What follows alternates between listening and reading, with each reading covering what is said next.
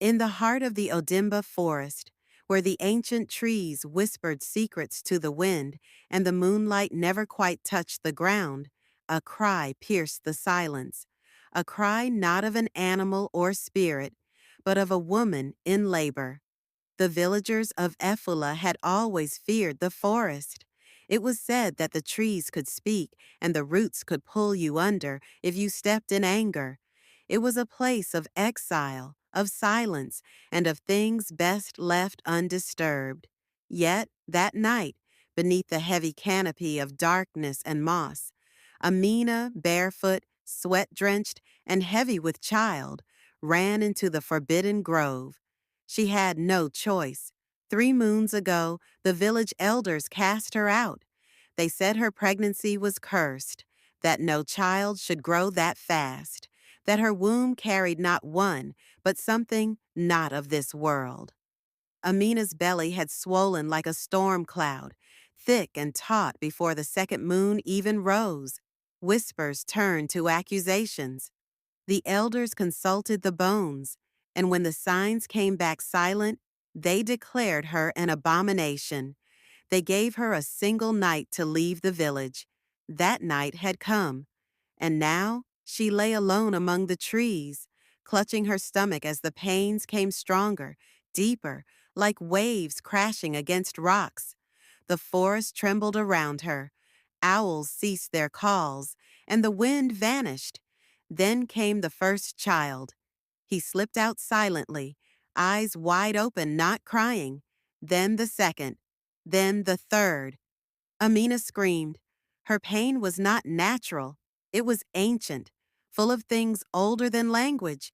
12 children, one after the other, born into silence, each with eyes dark as midnight and skin glowing faintly like polished copper under starlight. None cried. They simply watched her, blinking slowly as if they already knew the world they had entered. When the 12th child slid into her arms, Amina collapsed beside the moss-covered root of an iroko tree. Her vision blurred, her breath shallow. She whispered a prayer her grandmother taught her, one for protection, one for truth. Then everything went black. The next morning, old Baba Kuntu, the village healer, was walking the edge of the forest to gather his herbs. He had not supported the elders' decision to exile Amina, but his voice was not as strong as it once was. His bones cracked when he bent, and his eyes saw only shadows now. Still, something called to him that morning, a whisper on the wind, a tug in his chest. He found her near the old iroko tree, wrapped in roots and silence. Her body was there, but Amina was gone. Her eyes were open, but she did not speak. She stared through him, unblinking, like she had seen something that human minds were not meant to understand. And beside her, arranged in a perfect circle, were 12 infants swaddled in leaves and vines, each staring up at the sky in unison. Baba Kuntu dropped his staff. He rushed to the village, breath ragged, shouting, "The forest has spoken! Come, come now!"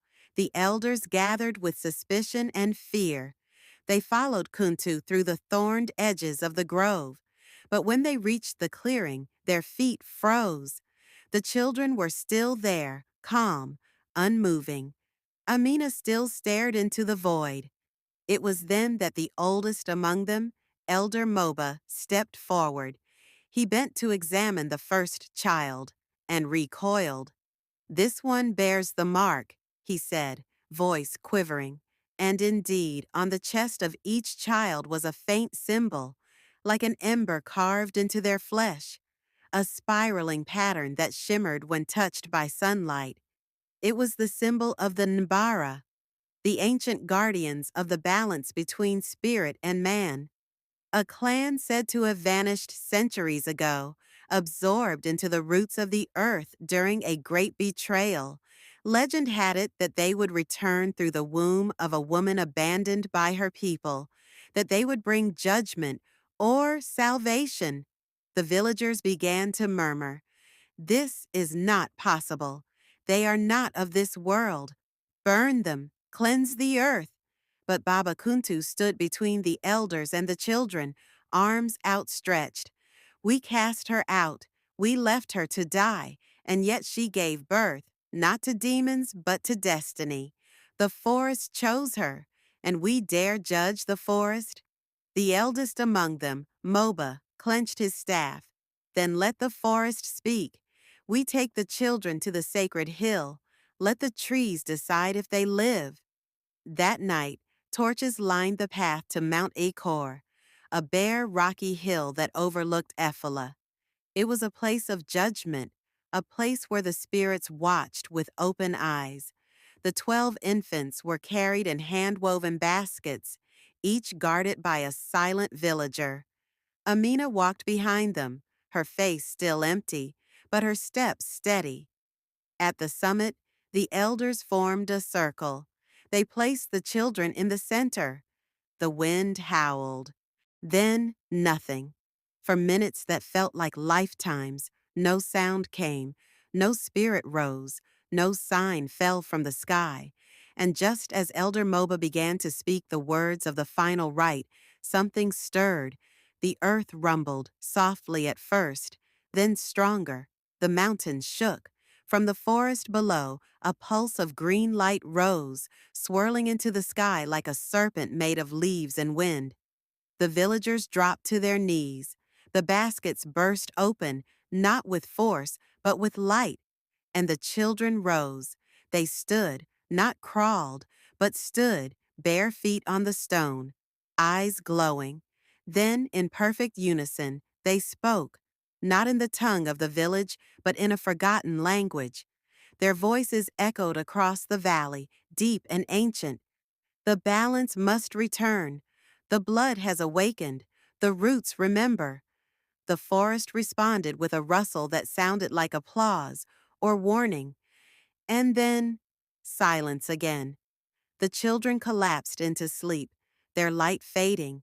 Amina knelt beside them and, for the first time, cried, not in pain, but in release. Back in the village, the elders argued long into the night. Keep them, they are gifts. Destroy them, they are omens. Send them away, let the forest raise them.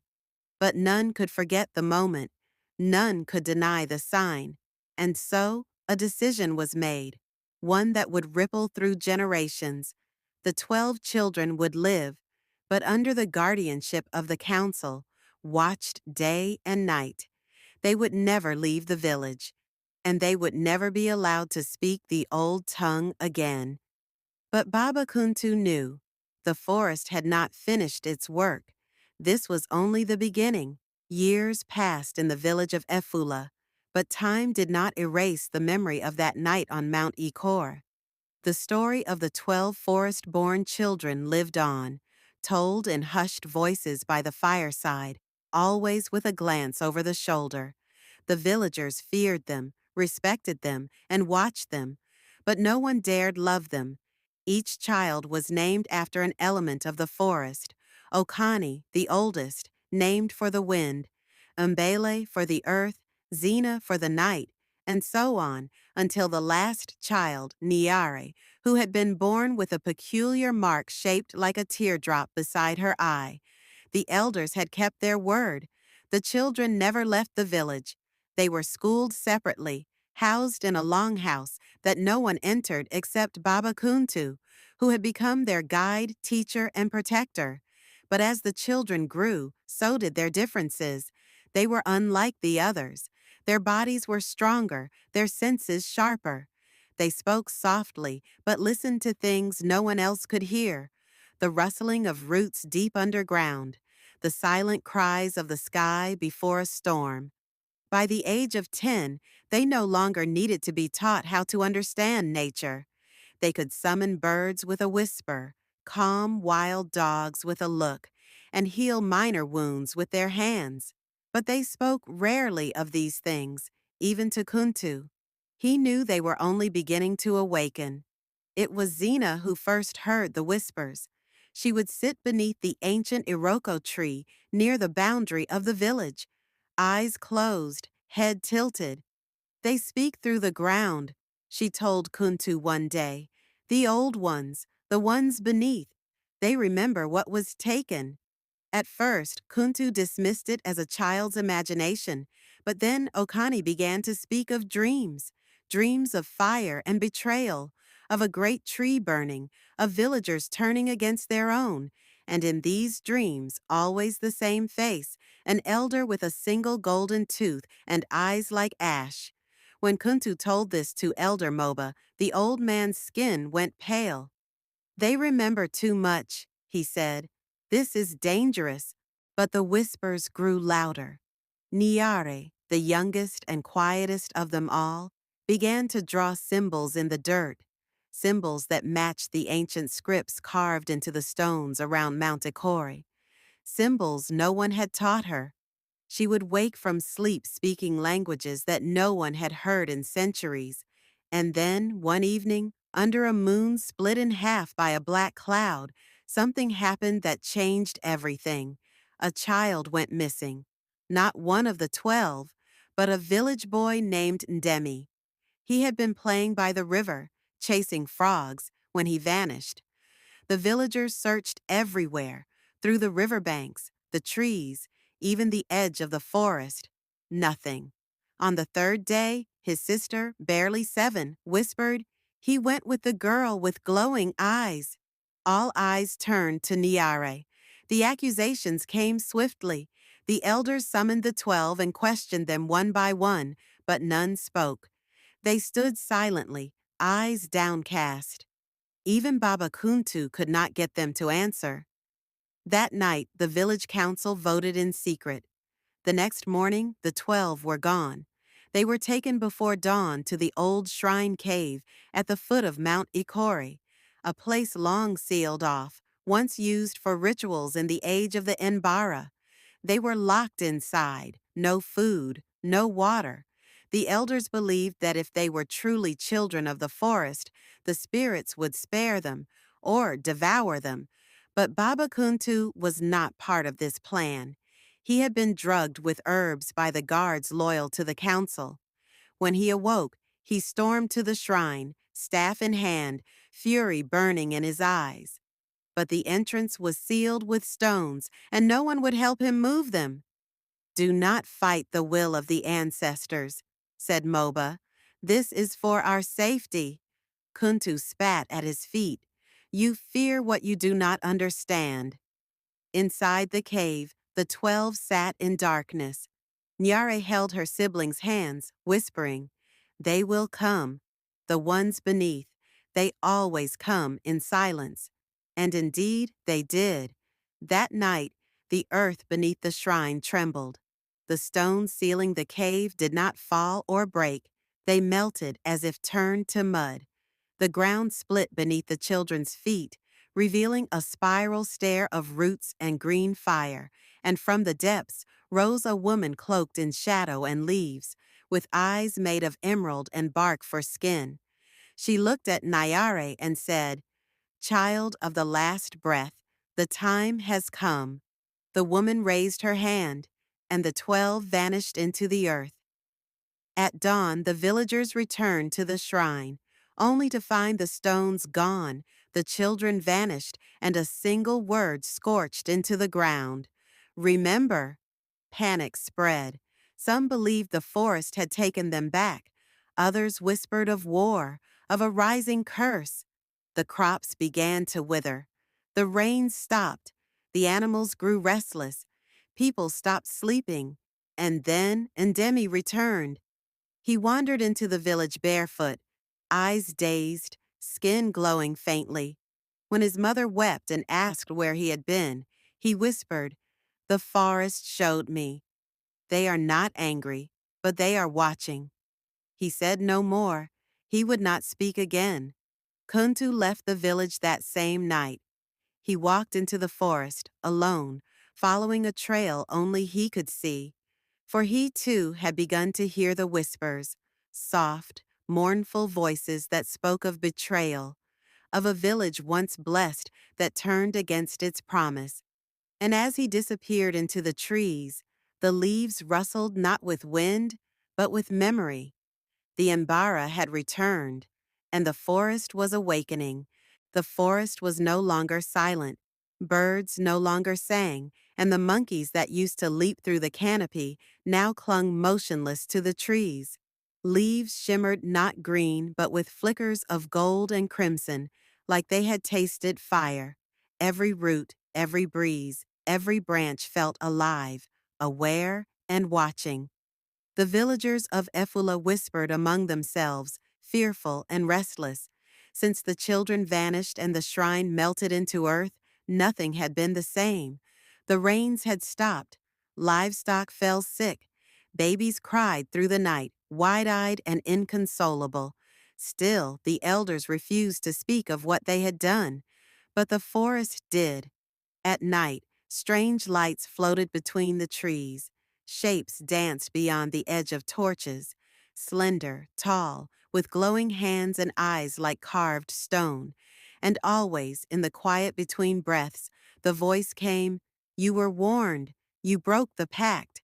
No one knew what the voice meant. Or perhaps they did, but had buried the truth too long. Only one man walked without fear. Baba Kuntu. He had followed the roots deep into the heart of Mount Ikor, to a place beyond maps, where stone turned to wood and the air buzzed with ancient magic. It was there he found them. The 12, not children anymore, but beings of light and flesh. Their eyes glowed with wisdom far beyond their years, and nature bowed to their presence. Kuntu knelt before them, his heart pounding with grief and hope. "It has begun," he said. Okani stepped forward. "The elders lied," he said calmly. "We were not born of sin. We were born of the pact, made generations ago, when the Mbara promised their firstborns would be vessels for balance. Your village broke the promise," Zena added. "They tried to kill us before we were born, but the forest chose our mother, and we lived." Kuntu looked at Nyare, who stood in the center, her feet rooted to the ground as if she was the forest. "You are the heart," he whispered to her. She nodded. "I am the last seed, and the forest will bloom again. But first, it would cleanse." That night, the ground beneath Afula pulsed like a heartbeat. From the well, a thick mist rose, curling into the homes like fingers searching for guilt. The elders gathered at the shrine, now nothing more than a hollow pit, and chanted prayers from scrolls no one had read in decades. Then, Nyari appeared, not walking, floating. Her feet hovered inches above the earth, her eyes silver, her hair dancing as though underwater. Behind her came the 11 in a line, calm and silent. The villagers dropped to their knees in fear and awe. "You stole what was promised," Nyare said, her voice echoing in every skull, every chest. "You feared what you could not control." Elder Moba, his cane trembling in his hand, stepped forward. "We were only trying to protect the village." "The village was never yours," Okani said. "You ruled it like gods, but you forgot who feeds the gods." And then the trees moved. Massive roots burst from the soil, wrapping around the shrine, the elders, and the walls of the village. But the roots did not crush, they revealed. From beneath the shrine, a stone tablet rose, covered in ancient writing. It told the true story of the pact, a covenant made with the forest spirits by the ancestors of Afula, swearing to bear the children of nature in exchange for protection and abundance. The pact had not been forgotten, it had been hidden. To preserve their control, the elders of past generations had betrayed the chosen ones, casting their mothers into exile, their children into death. But one woman survived. The mother who gave birth in the forest. Nyeri raised her hand, and from the trees emerged Allura, alive. Older now, with streaks of silver in her dark hair, but her spirit untouched. The villagers gasped, and some wept, for they had thought her long dead. She said nothing. Her eyes, filled with sorrow and justice, spoke enough. The children encircled the shrine. The roots began to bloom with flowers that bled color, reds, blues, silvers not seen in nature. The wind howled, carrying the voices of every ancestor that had been silenced. Nyeri spoke the final words, "Let truth root and fear rot." The roots tightened, around the shrine, around the elders, pulling them down into the earth. Not to kill, but to remember. To listen. And then it was silent. The sky opened. Rain fell, heavy, pure, life-giving. The villagers looked around. Crops lifted. Chickens crowed again. The curse had lifted. But so had ignorance. The 12 did not return to the longhouse. Instead, they became part of the forest. They lived on the edge of the village, guiding it quietly, protecting the balance. Some called them spirits. Others, angels. But Kunta simply called them what they were, guardians. And Nyeri became a legend. The one born last, but remembered first. The girl with the teardrop mark who became the voice of the forest. The elders had tried to bury the truth. But the forest never forgets.